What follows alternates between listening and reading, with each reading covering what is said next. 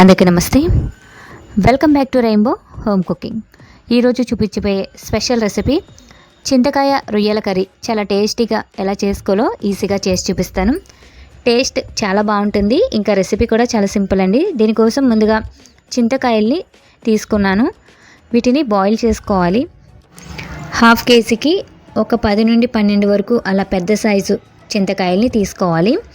వీటిని ఒక 5 నిమిషాలు బాయిల్ చేసుకుంటే సరిపోతుంది. చింతకాయ చేత్తో నొక్కితే మెత్తగా ఉంటే సరిపోతుంది. 5 నిమిషాలు ఈ విధంగా బాయిల్ చేసుకుని చెక్ చేసుకుని స్టవ్ ఆఫ్ చేసేసుకోవాలి.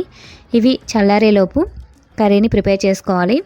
దీనికోసం కొంచెం ఆయిల్ వేసుకుని 1 కప్పు ఆనియన్ వేసుకుని ఇంకా గ్రీన్ చిల్లీస్ కూడా వేసుకుని ఫ్రై చేసుకోవాలి. ఇవి కొంచెం ఫ్రై అయిన తర్వాత దీనిలో రొయ్యల్ని యాడ్ చేసుకోవాలి. ఈ రెసిపీ కోసం హాఫ్ కేజీ రొయ్యలు అయితే తీసుకున్నాను. ఈ రొయ్యలు వేసేసుకున్న తర్వాత 2-3 నిమిషాలు ఈ విధంగా ఫ్రై చేసుకోవాలి. ఇలా ఫ్రై చేసుకున్న తర్వాత 1 టీ స్పూన్ అల్లం వెల్లుల్లి పేస్ట్ వేసుకుని మళ్ళీ ఫ్రై చేసుకోవాలి. రొయ్యల నుండి వచ్చిన వాటర్ అంతా అయ్యేంత వరకు ఫ్రై చేసుకోవాలి. చింతకాయలు ఉడికించుకున్నాం కదా, ఇవి చల్లారిన తర్వాత ఈ విధంగా చేత్తో బాగా స్మాష్ చేసేసుకోవాలి. తర్వాత ఈ వాటర్ని ఫిల్టర్ చేసేసుకోవాలి.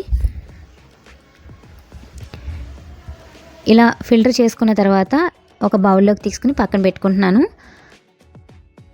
రొయ్యల నుండి వచ్చిన వాటర్ అంతా అయిపోయేంత వరకు ఈ విధంగా ఫ్రై చేసుకుని దీనిలో 1/2 టీ స్పూన్ పసుపు, 2 టీ స్పూన్ల కారం, రుచికి సరిపడినంత ఉప్పు, ఇంకా గరం మసాలా 1/2 టీ స్పూన్, ధనియాల పొడి 1 టీ స్పూన్ వేసుకోవాలి.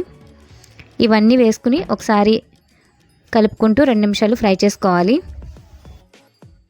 ఈ విధంగా ఫ్రై చేసుకున్న తర్వాత ముందుగా రెడీ చేసి పెట్టుకున్న చింతకాయ వాటర్ని వేసేసుకోవాలి.